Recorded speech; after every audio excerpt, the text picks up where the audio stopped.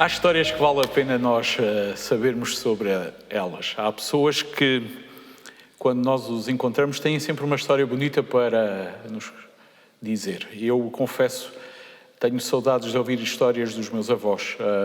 Havia algumas que eles contavam que eu deliciava-me a ouvir.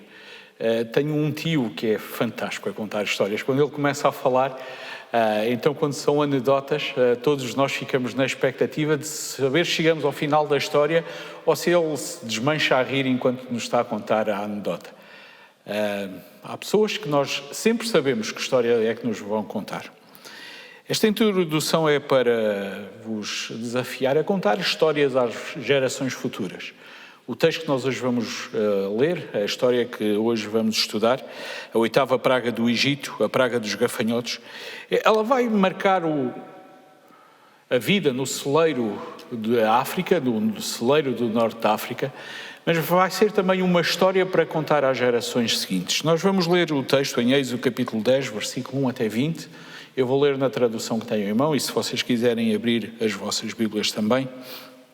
A tradução que eu tenho à minha frente diz assim: Depois disso o Senhor falou a Moisés: Vai a Faraó, pois endureci o seu coração e o coração dos seus subordinados para manifestar estes meus sinais no meio deles, para que contes aos teus filhos e aos filhos de teus filhos as coisas que eu fiz no Egito e os meus sinais que realizei entre eles, para que saibas que eu sou o Senhor. Então Moisés e Arão foram a Faraó e lhe disseram: Assim diz o Senhor, o Deus dos Hebreus: Até quando resistirás a humilhar-te diante de mim? Deixa o meu povo ir para que me cultue. Se recusares a deixar o meu povo ir, amanhã trarei gafanhotos ao teu território. Eles cobrirão a face da terra ao ponto de não se poder ver o chão. Comerão o resto do que escapou, o que sobrou da chuva de pedras. Comerão também de toda a árvore que cresce no campo. Eles encherão as tuas casas, as casas de todos os teus subordinados e as casas de todos os egípcios, como nunca viram os teus pais, nem os pais de teus pais, desde o dia em que apareceram nesta terra até o dia de hoje. Depois disso, Moisés virou-se e saiu da presença de Faraó. Então, os subordinados do Faraó disseram: Até quando esse homem será uma armadilha para nós? Deixa ir os homens para que eles cultuem o Senhor seu Deus. Por acaso ainda não sabes que o Egito está destruído? Por isso Moisés e Arão foram levados outra vez a Faraó, e ele lhes disse: Ide cultuai o Senhor o vosso Deus. Mas quem irá?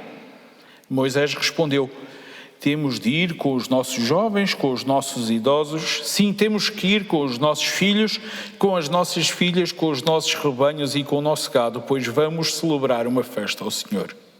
Então o Faraó disse: Esteja mesmo o Senhor convosco se eu deixar ir com vossas crianças. Sem dúvida as vossas intenções não são boas. Não será assim. Vós os homens podeis ir e cultuar o Senhor, pois foi isso que pedistes. E eles foram expulsos da presença de Faraó. Então o Senhor disse a Moisés: Quanto aos gafanhotos, estende a mão sobre a terra do Egito, para que eles venham sobre ela e comam todas as plantas da terra e tudo o que a chuva de pedras deixou. Então Moisés estendeu a mão com a vara sobre a terra do Egito e o Senhor trouxe um vento oriental sobre a terra durante todo aquele dia e toda aquela noite. E quando amanheceu, o vento oriental trouxe os gafanhotos. Assim os gafanhotos subiram sobre toda a terra do Egito, pousaram em todo o seu território e eram tantos como nunca houve nem jamais haverá, pois cobriram todo o país a ponto de endurecer a terra. Comeram todas as plantas da terra e todo o fruto das árvores que a chuva de pedras tinha deixado.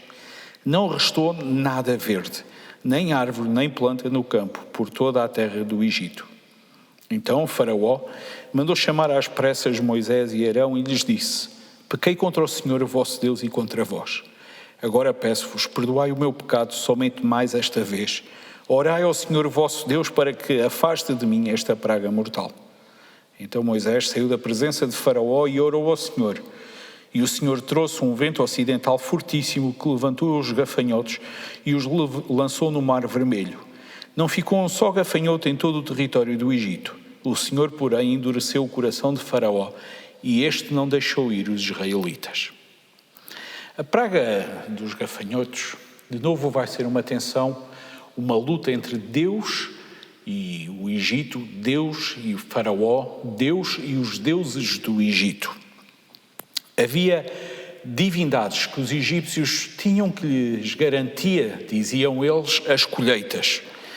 Os deuses egípcios, um chamado Shu, que era o deus do ar, e outro chamado Sebek, que era o deus inseto que protegia de outros insetos também, nesta vez, naquele dia, não conseguiram enfrentar o Senhor nosso Deus.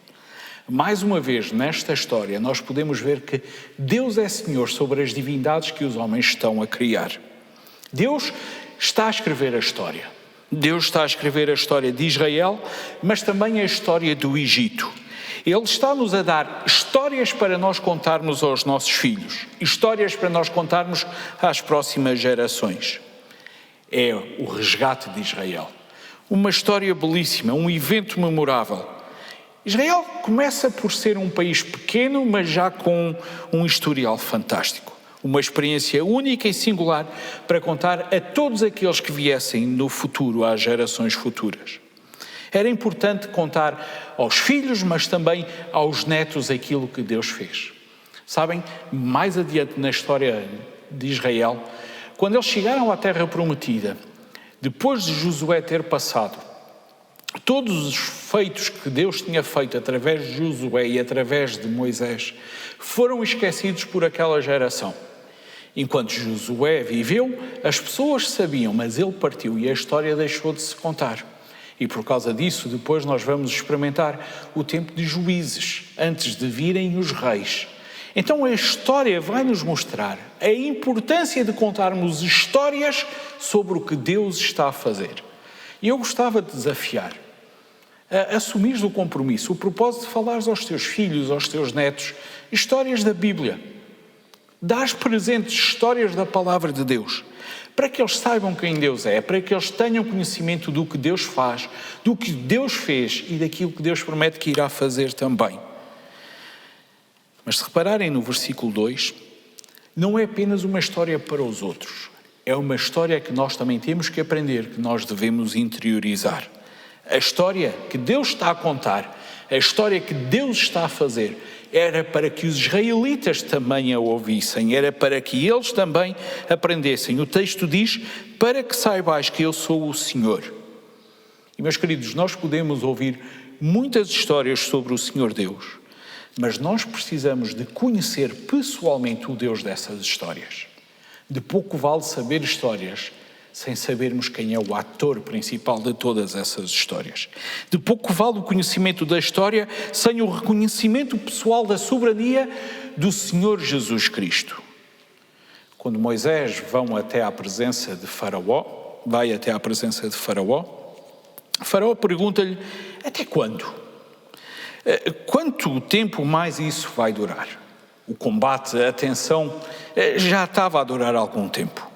Faraó continuava-se a julgar alguém, mas quando ele olhava para fora da janela do seu palácio, quando ele andava nas ruas da sua terra, a destruição estava a ser visível.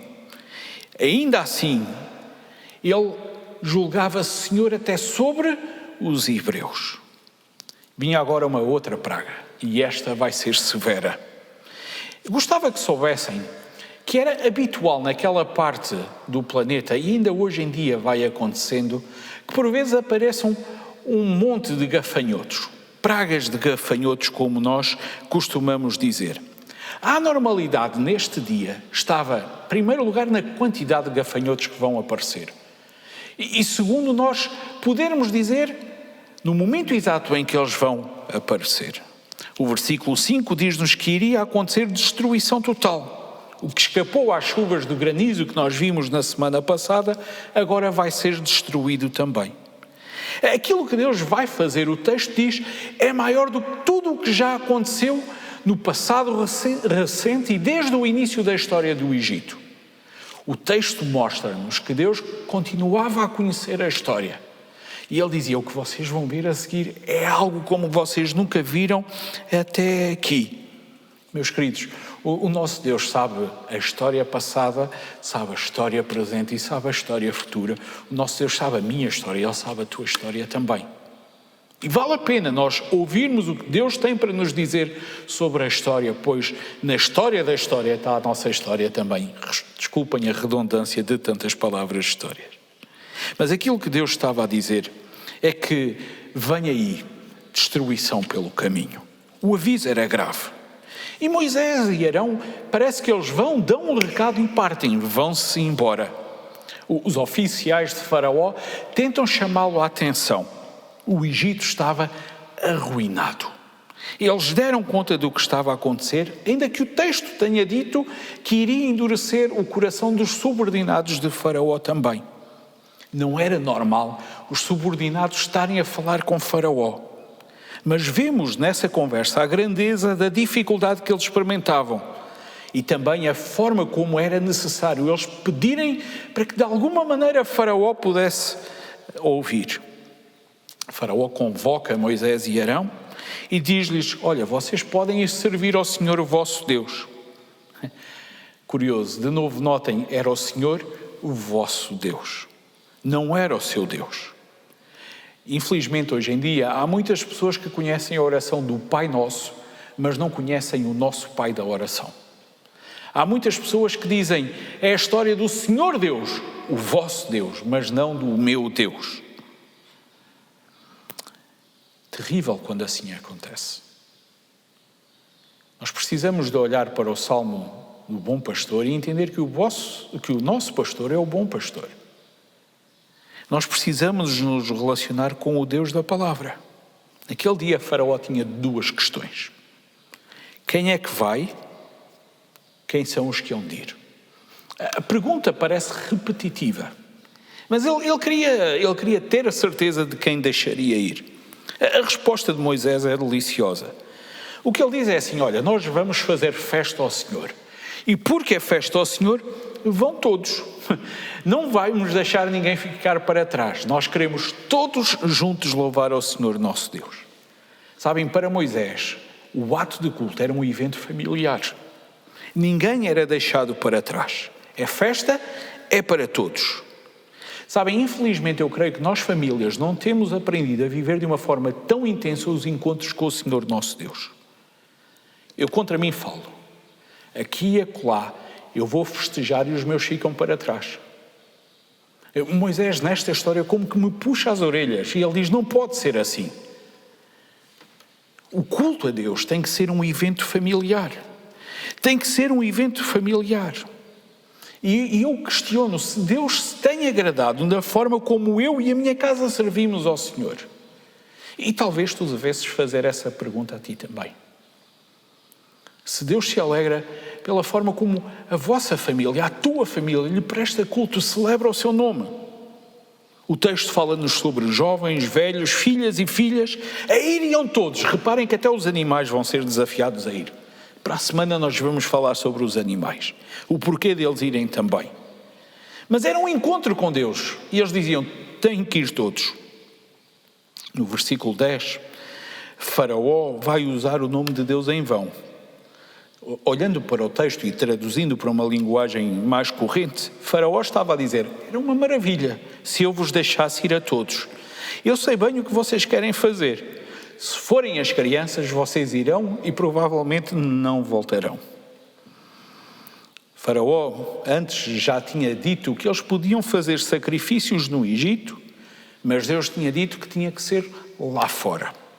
Agora Faraó dizia, podem ir os homens, mas Deus tinha dito lá fora e todos. Obedecer apenas em parte não seria obedecer ao chamado do Senhor Deus. No final do versículo 11, nós vemos que o ambiente daquela conversa estava bem crespado, permitam-me a expressão.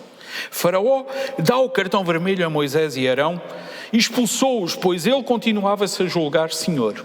E a praga virá. A praga virá. Meus queridos, a desobediência, mais cedo ou mais tarde, sempre traz consequências. Deus é Senhor na obediência e na desobediência. Eu não sei se vocês alguma vez viram na televisão imagens de praga de gafanhotos. Eu confesso, na preparação para o estudo desta noite, fiz uma pesquisa e tentei ver algumas imagens de pragas de gafanhotos. Parece que houve há uns anos atrás uma bem grande na Rússia. Houve milhares de hectares que foram consumidos por gafanhotos. A história conta que 900 quilómetros quadrados da Rússia foram consumidos por uma praga de gafanhotos.